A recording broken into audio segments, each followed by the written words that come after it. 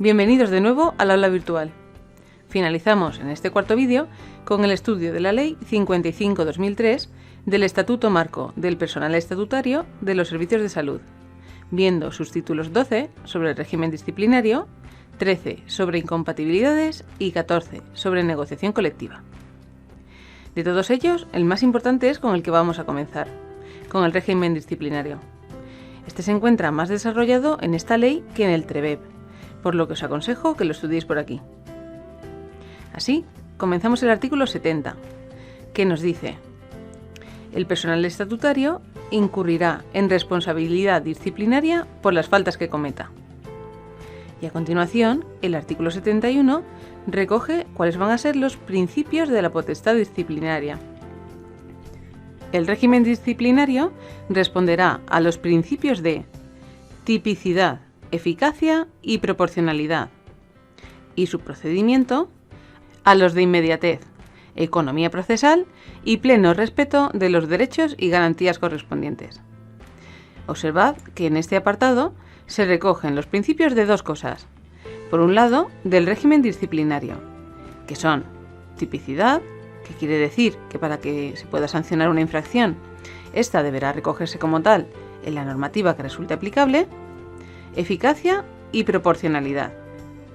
Y por otro lado, del procedimiento disciplinario, que son inmediatez, economía procesal y pleno respeto a los derechos y garantías.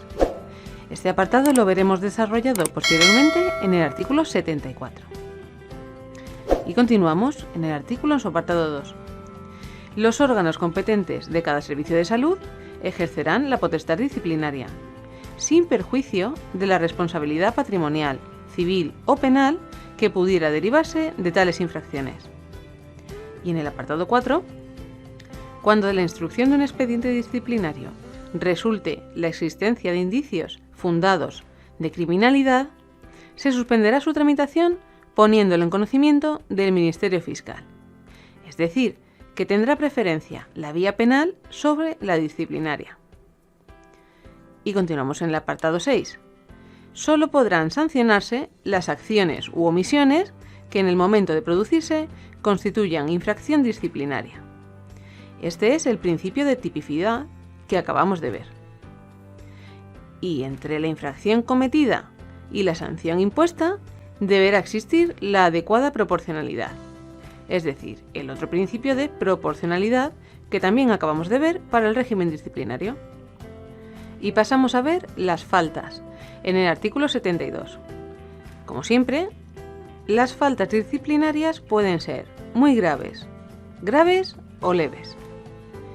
Comenzamos viendo las muy graves.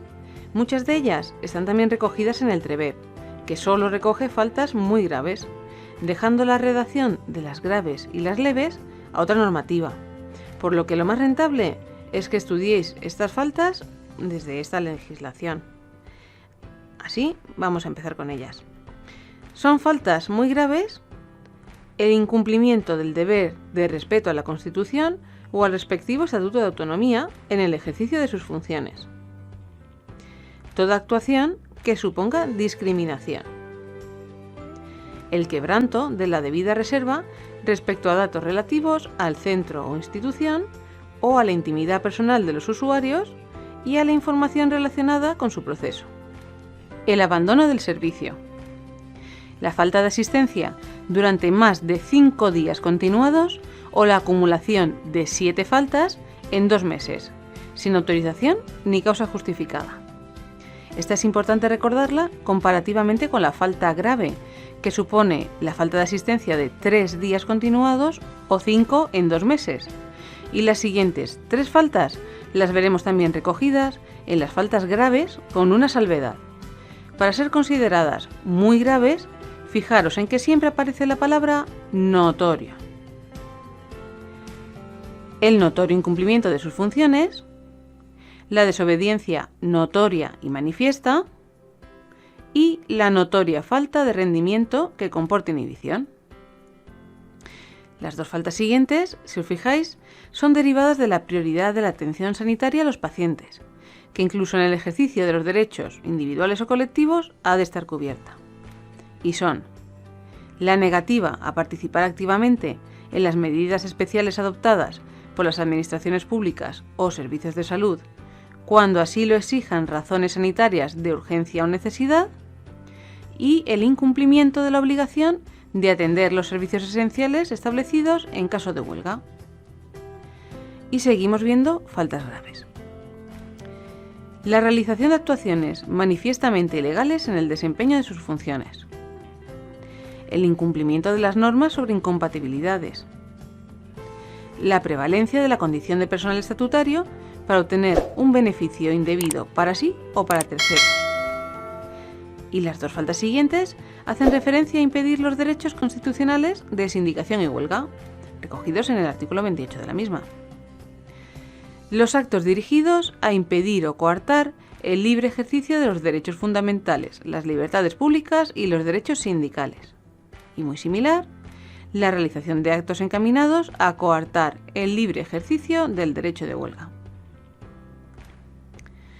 Las siguientes dos faltas también es importante recordarlas.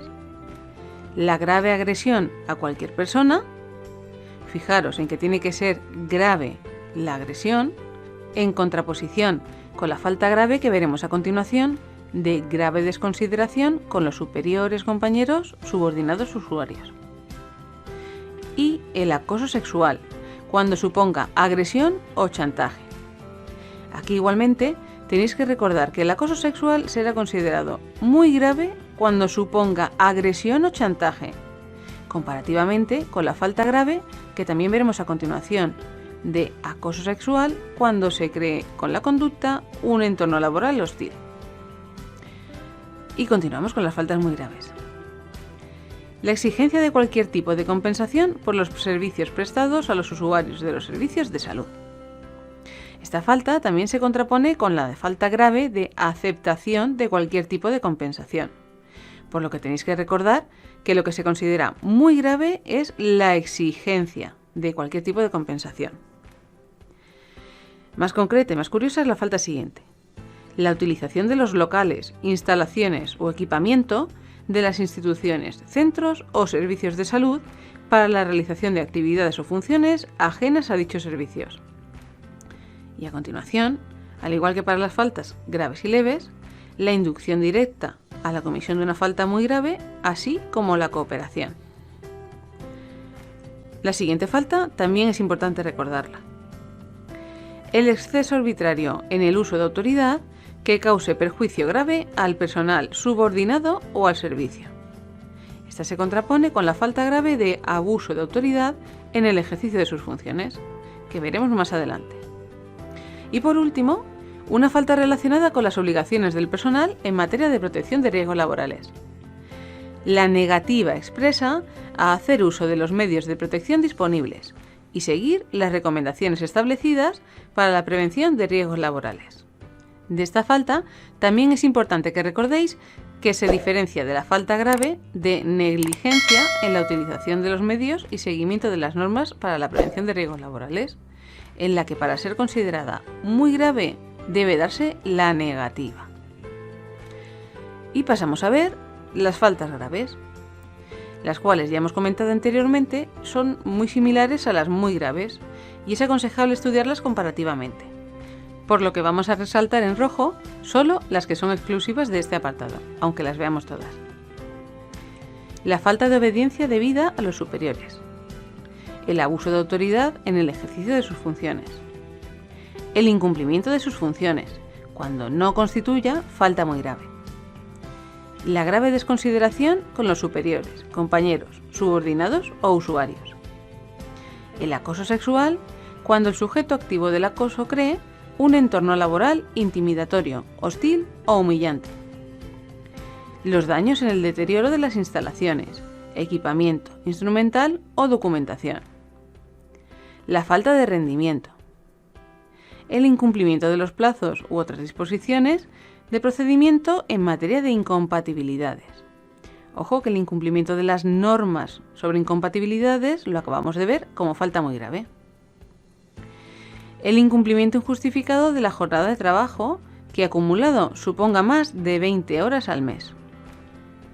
Las acciones u omisiones dirigidas a evadir los sistemas de control de horario. La falta injustificada de asistencia durante más de 3 días continuados o la acumulación de 5 faltas en 2 meses. Os recuerdo que acabamos de ver que la falta muy grave son 5 días continuados o 7 en 2 meses. La aceptación de cualquier tipo de contraprestación por los servicios prestados a los usuarios de los servicios de salud. La negligencia en la utilización de los medios disponibles y en el seguimiento de las normas para la prevención de riesgos laborales. Y por último, el encubrimiento, consentimiento o cooperación con cualquier acto a la comisión de faltas muy graves. Y finalizamos con las faltas leves. Son mucho menos numerosas que las anteriores y, como veis, suponen el incumplimiento cuando no suponga falta grave o el descuido. Vamos a verlas. El incumplimiento injustificado del horario o jornada de trabajo, cuando no constituya falta grave. La falta de asistencia injustificada, cuando no constituya falta grave o muy grave. La incorrección con los superiores, compañeros, subordinados o usuarios. Esta es la única que podría confundirse con la falta grave de grave desconsideración con superiores, compañeros, subordinados o usuarios. El descuido o negligencia en el cumplimiento de sus funciones cuando no afecte a los servicios de salud, administración o usuarios. El descuido en el cumplimiento de las disposiciones expresas sobre seguridad y salud. El incumplimiento de sus deberes u obligaciones cuando no constituya falta grave o muy grave. Y por último, el encubrimiento, consentimiento o cooperación con cualquier acto a la comisión de faltas graves. Y una vez vistas las faltas, el apartado 6 recoge su prescripción. Las faltas muy graves prescribirán a los 4 años, las graves a los 2 años y las leves a los 6 meses. El plazo de prescripción comenzará a contarse desde que la falta se hubiera cometido. Y antes de continuar, os dejamos un esquema con las faltas que acabamos de ver, ordenadas para que veáis comparativamente las diferencias entre las que son muy similares y que ya hemos comentado.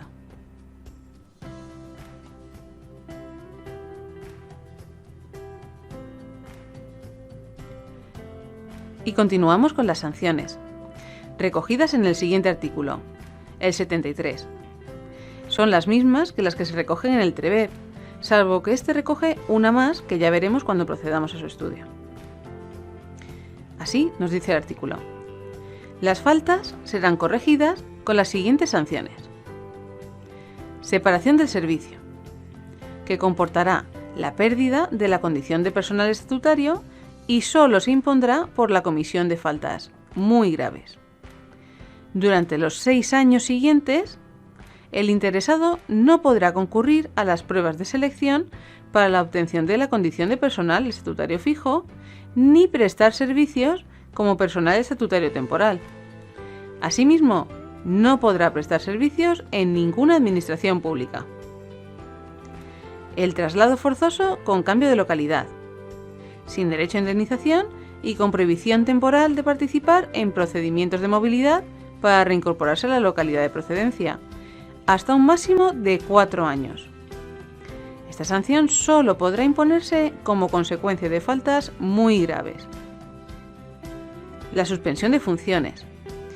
Cuando esta sanción se imponga por faltas muy graves, no podrá superar los 6 años, ni será inferior a 2 años. Si se impusiera por faltas graves, no superará los 2 años. Si la suspensión no supera los 6 meses, el interesado no perderá su destino.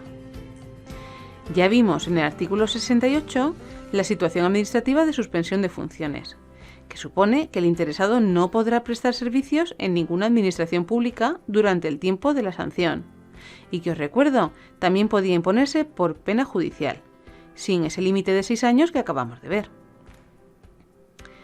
El traslado forzoso a otra institución o centro, sin cambio de localidad, con prohibición temporal hasta un máximo de 2 años de participar en procedimientos de movilidad para reincorporarse al centro de procedencia.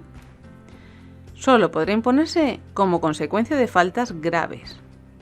Y por último, el apercibimiento, que será siempre por escrito y solo se impondrá por faltas leves. Y continuamos viendo en el apartado 3 la graduación de las sanciones. La graduación se efectuará tomando en consideración el grado de intencionalidad, descuido o negligencia que se revele en la conducta, el daño al interés público y la reiteración o reincidencia. A continuación, en el apartado 4, la prescripción de las sanciones. Las sanciones impuestas por faltas muy graves prescribirán a los 4 años, las impuestas por faltas graves a los 2 años y a los 6 meses las que correspondan a faltas leves. El plazo de prescripción comenzará a contarse desde la firmeza de la resolución sancionadora. Y a continuación, el apartado 5 establece también el periodo necesario para proceder a la cancelación de las sanciones. Esto supone que una vez pasado un determinado plazo tras cumplir la sanción correspondiente, la anotación de dicha sanción en nuestro expediente será cancelada, que no borrada. La anotación entonces no podrá ser utilizada a efectos de reincidencia o certificación de sanciones impuestas, pero siempre quedará la anotación en el expediente. Nos lo explica el artículo. Las sanciones disciplinarias firmes que se impongan al personal estatutario se anotarán en su expediente personal. Las anotaciones se cancelarán de oficio conforme a los siguientes periodos, computados desde el cumplimiento de la sanción. 6 meses para las sanciones impuestas por faltas leves. 2 años para las sanciones impuestas por faltas graves. Y 4 años para las sanciones impuestas por faltas muy graves. Como veis, son los mismos plazos que para la prescripción de las sanciones. Y para finalizar este artículo, el apartado 6 recoge lo que ya habíamos comentado. En ningún caso se computarán a efectos de reincidencia las anotaciones canceladas.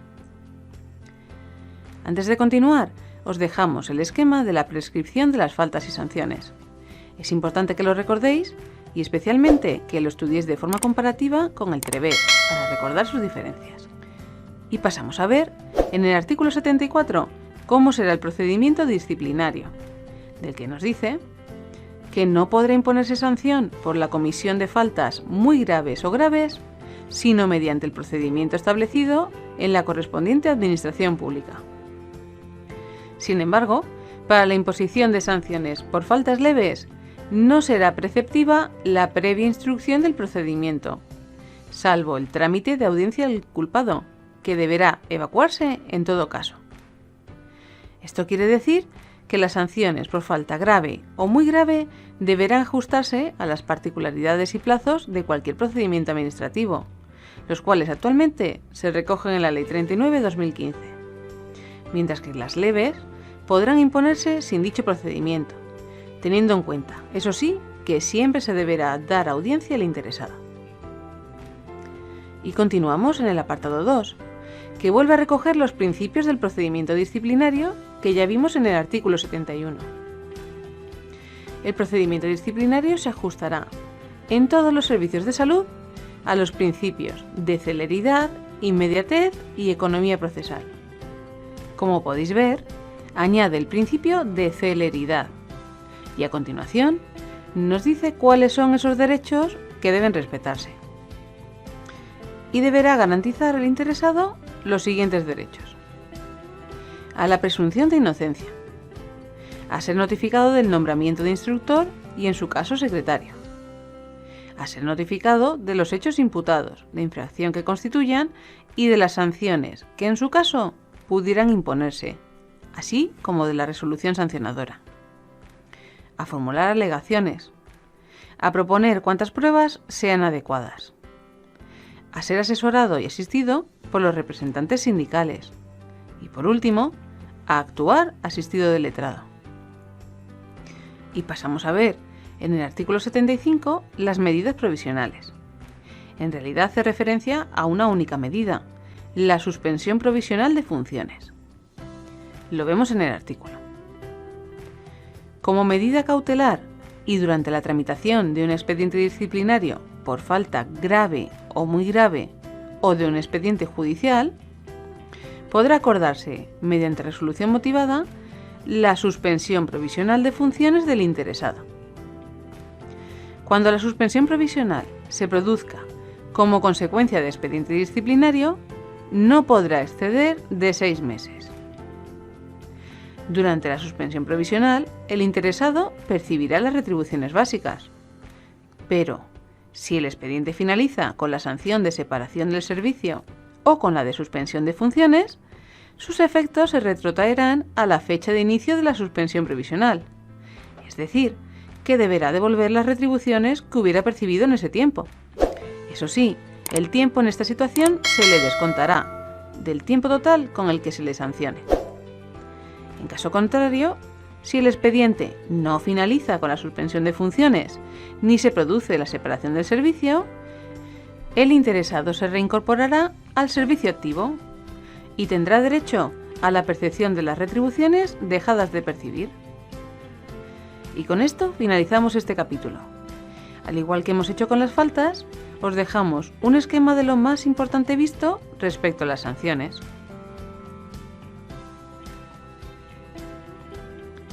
Y pasamos a ver el capítulo 13, sobre incompatibilidades.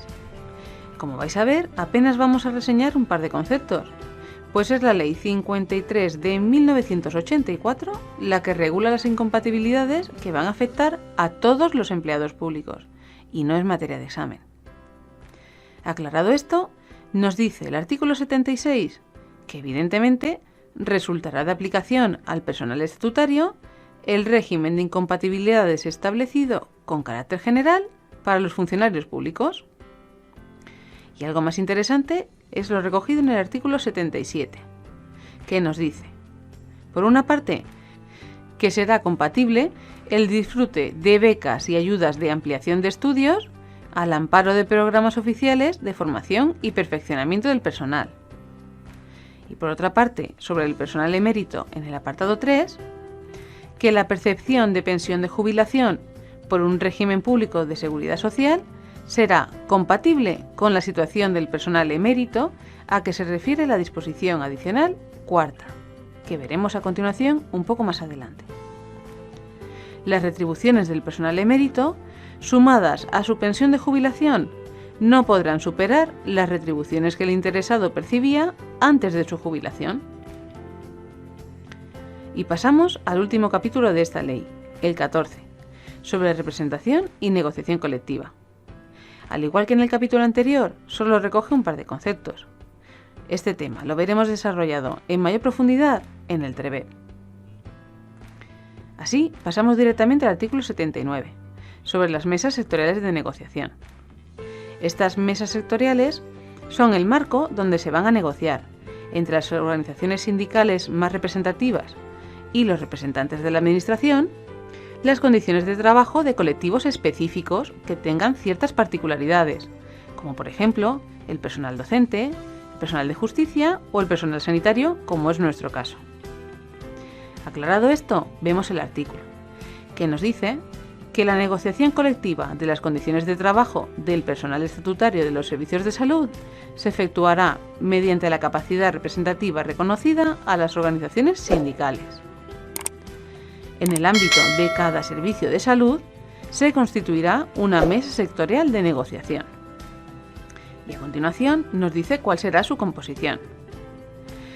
Los representantes de la correspondiente administración pública o servicio de salud y las organizaciones sindicales más representativas en el nivel estatal y de la comunidad autónoma, así como las que hayan obtenido el 10% o más de los representantes en las elecciones para delegados y juntas de personal en el servicio de salud.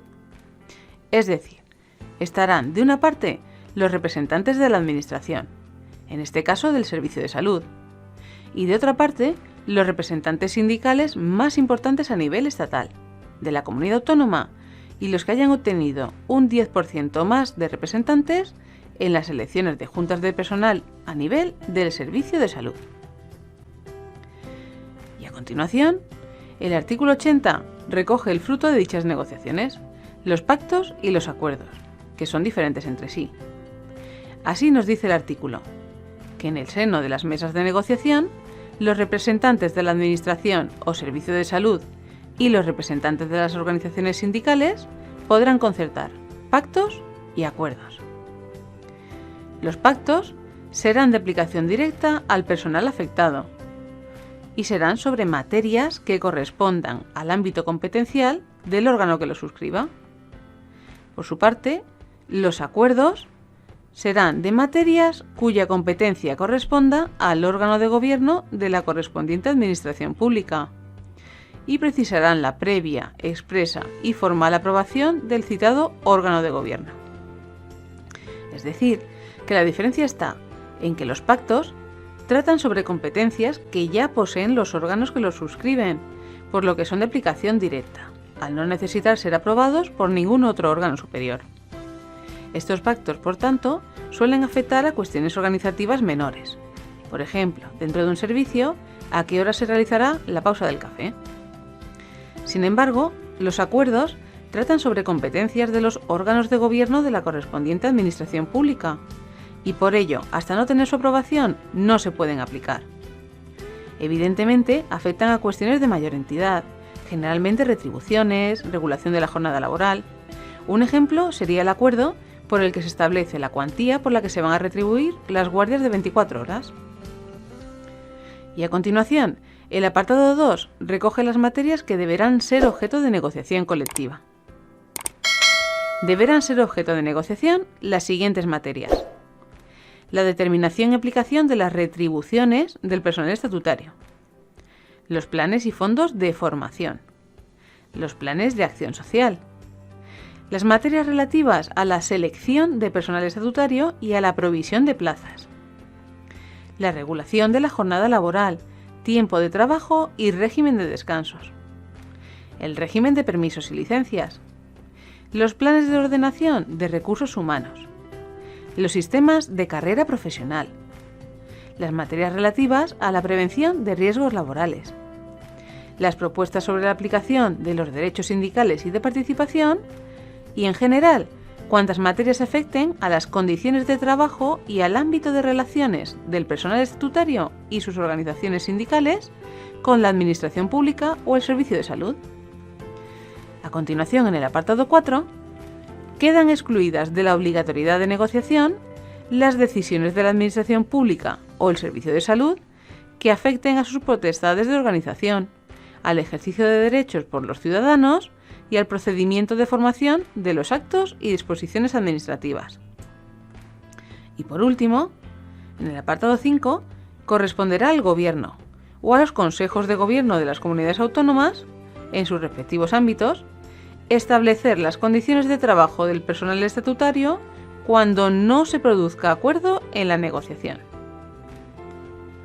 Y finalizado este último capítulo, pero antes de finalizar el estudio de esta ley, pasamos a ver, como habíamos comentado antes, la disposición adicional cuarta, que introduce el concepto de nombramientos eméritos, importante de recordar, y que dice así: los servicios de salud podrán nombrar, con carácter excepcional, personal emérito entre licenciados sanitarios jubilados, cuando los méritos relevantes de su currículo profesional así lo aconsejen.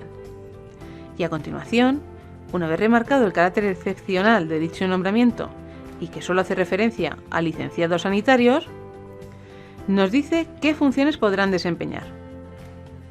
El personal emérito desempeñará actividades de consultoría, informe y docencia. Como podéis ver, en ningún caso actividad asistencial. Y ahora sí, finalizamos este vídeo y el estudio de la Ley 55/2003 del Estatuto Marco del Personal Estatutario de los Servicios de Salud. Como siempre, un recordatorio de los puntos más importantes recogidos en este vídeo, que son las faltas, leves, graves y muy graves, recogidas en el esquema. Las sanciones, también recogidas en el esquema. La prescripción de las faltas y sanciones. Y por último, el personal emérito. Nos vemos en el próximo vídeo.